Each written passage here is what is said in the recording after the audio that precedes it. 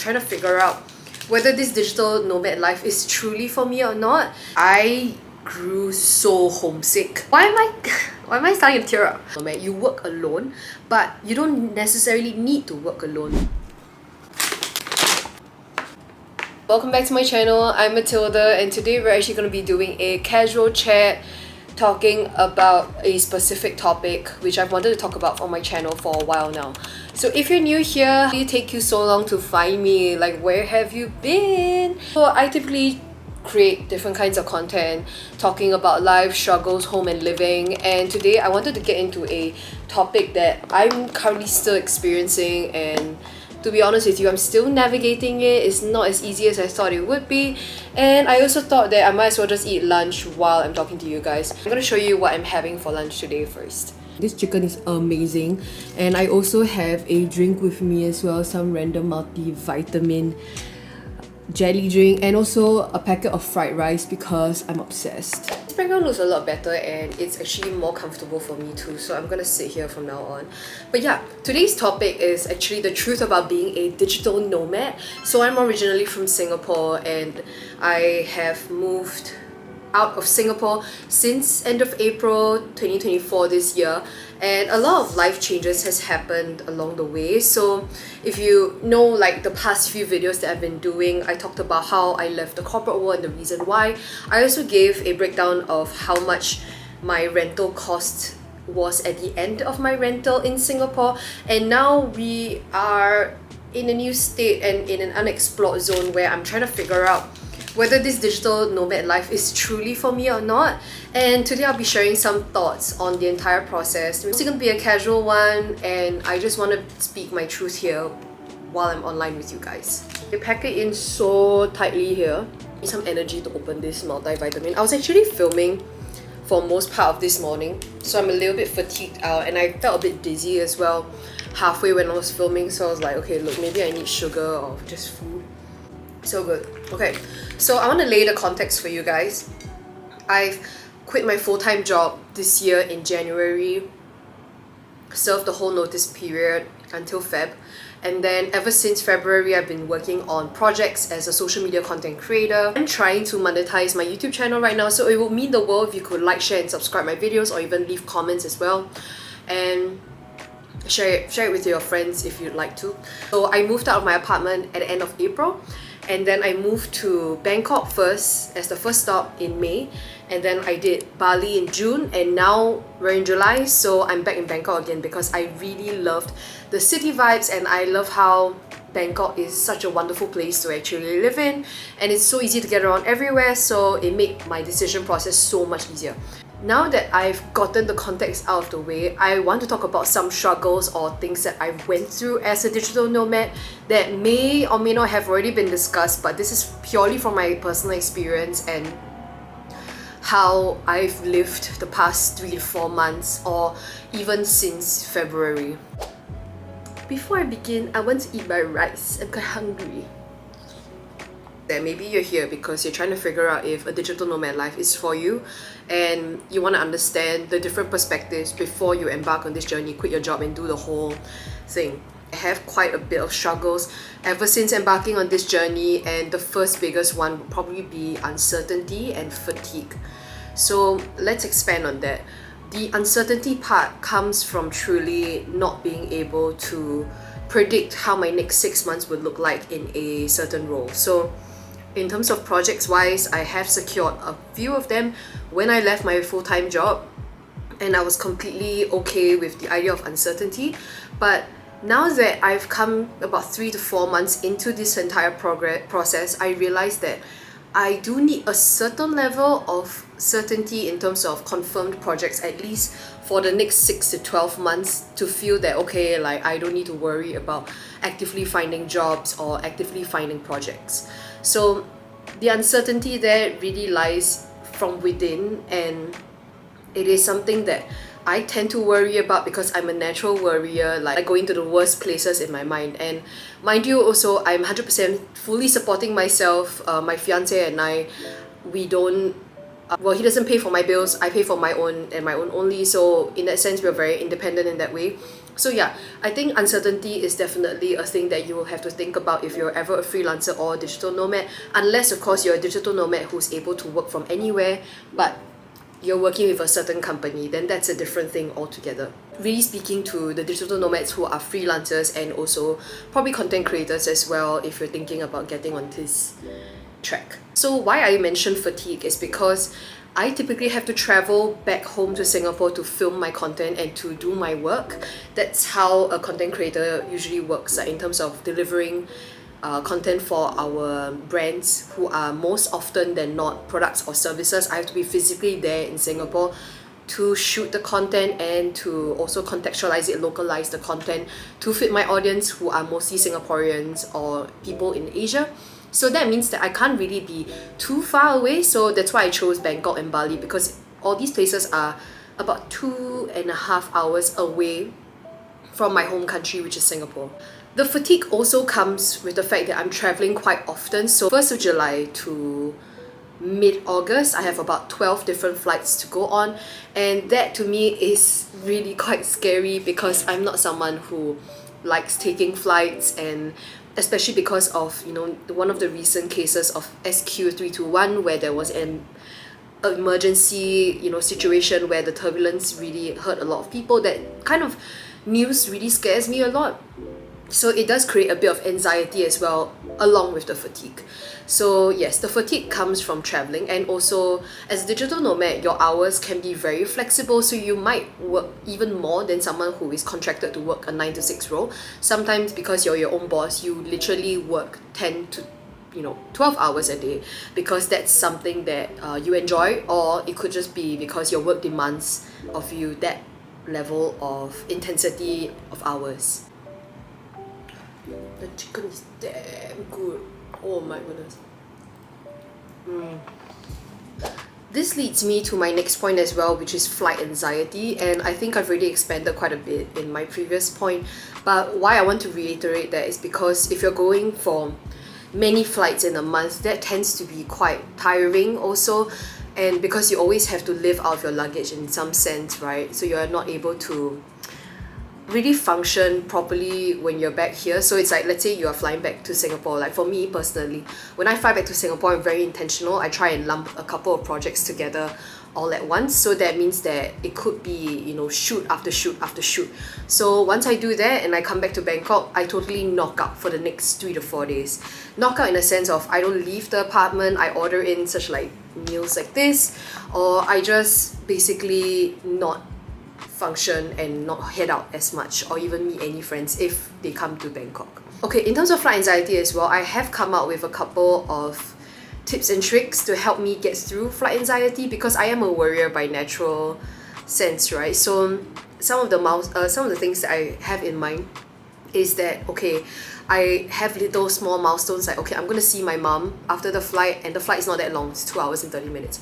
Or I have a certain event that I'm going for and I'm just so hyped up for that. So I keep in mind that I'm very excited for these things, so I try to look forward to them instead of worrying about the current moment, which is me on the plane. Another one was that I try to pretend like I'm in a club, so I put on club music when I'm on the flight and I pretend like I'm raving. So like when you rave, you kind of have to jump up and down, up and down. And I said, God, that's the one that's been helping me the most so far recently. And I've just been kind of chill during periods of turbulence. I'll be like, yeah, I'm raving. And it's hilarious because I'm literally tapping my foot. I'm literally like, my head's like shaking and like going off and I'm really just raving.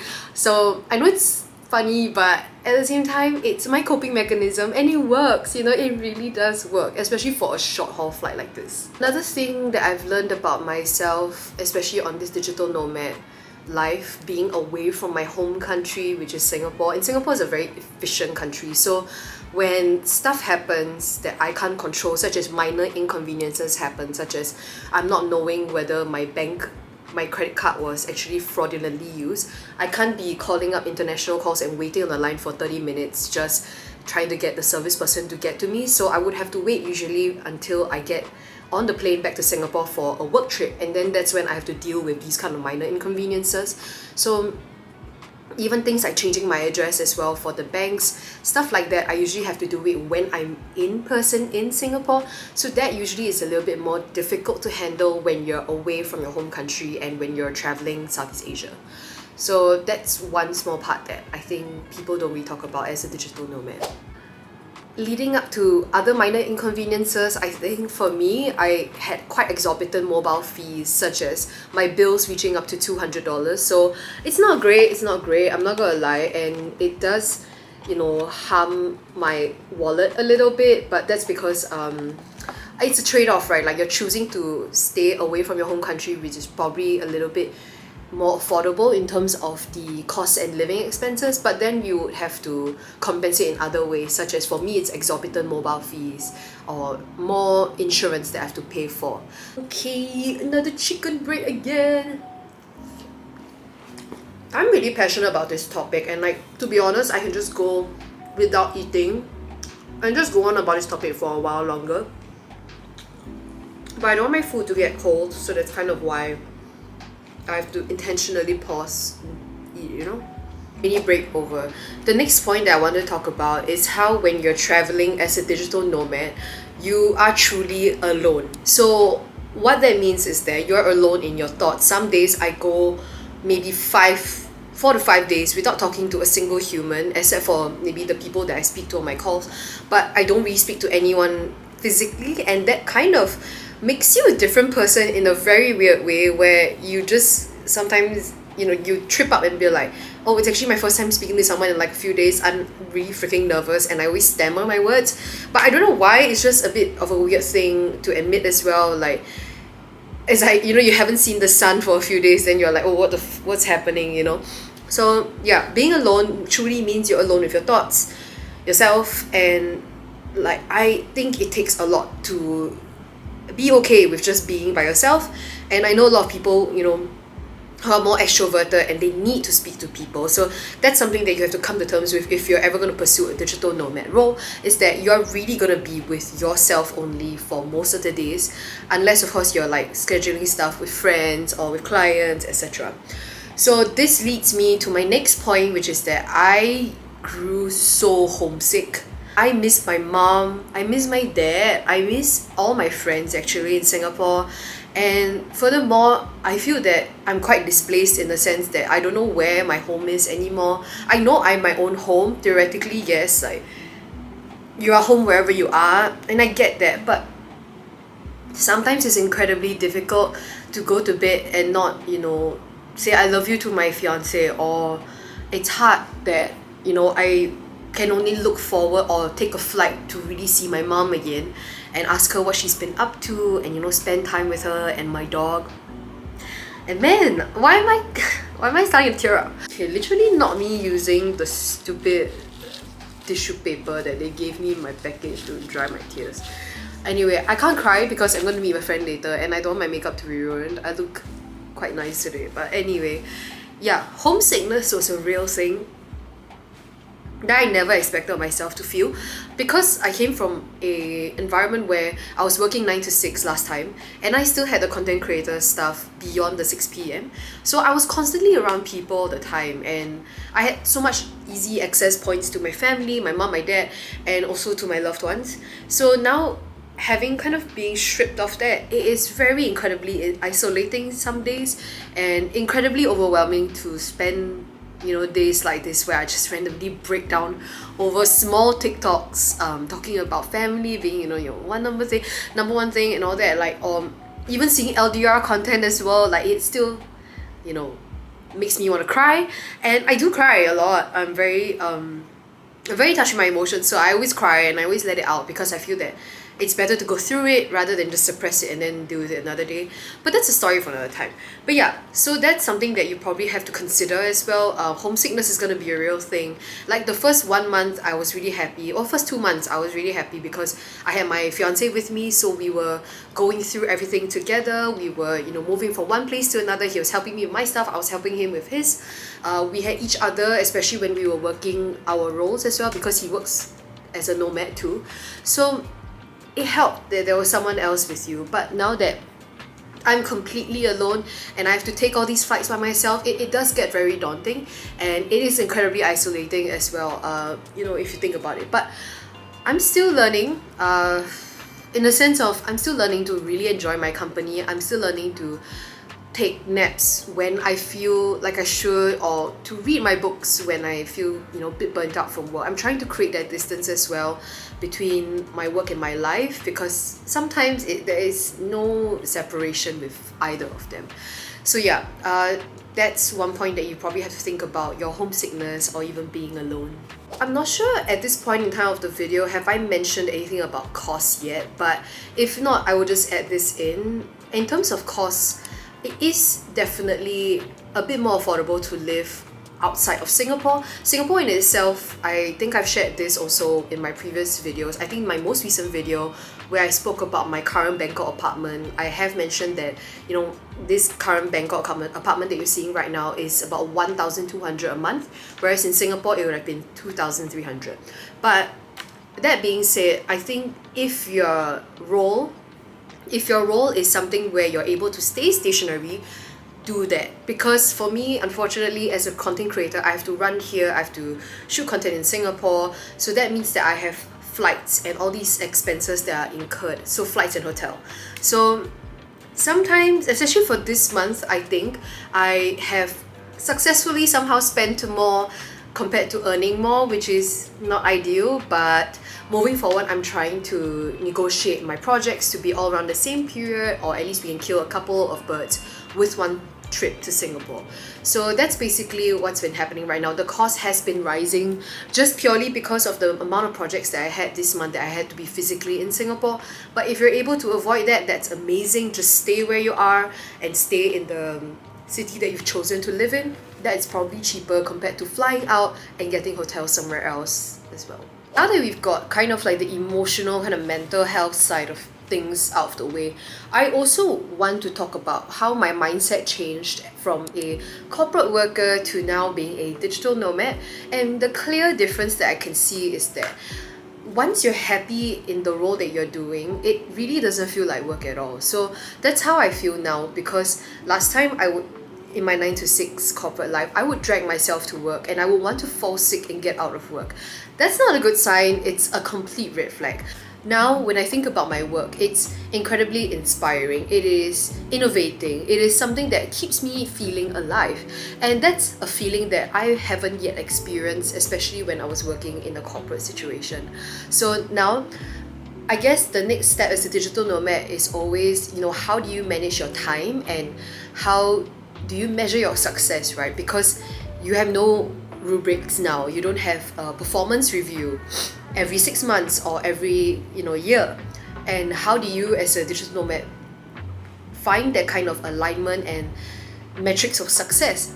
So the way that I've been doing is honestly just having a couple of goals that I want to achieve in my career within the next 6 months, and then I will take, because I already know, like, more or less how do I get there, right? And if I don't, I'll actually ask a friend or a mentor in some sense, or to even outsource some things to help me along. The number one thing about being a digital nomad, you work alone, but you don't necessarily need to work alone because you have people around you, maybe your community or people in the industry that are able to help guide you along the way or have been in the same shoes that you've been before. So that's for me, like, trying to manage that whole, how do I measure my own success as a content creator. And yeah, I'm always hunting for the next big thing, and I always keep my eyes out in terms of any opportunities. So that's something that has been very helpful as well in terms of me trying to pitch and think of new ideas that I could do along with other people, or it could be with brands. So that's something that, you know, you may want to think about, is that you won't really have the structure to tell you, hey, you're doing well in your job anymore if you're going to choose this digital nomad life. So you would most likely have to create these metrics of success for yourself.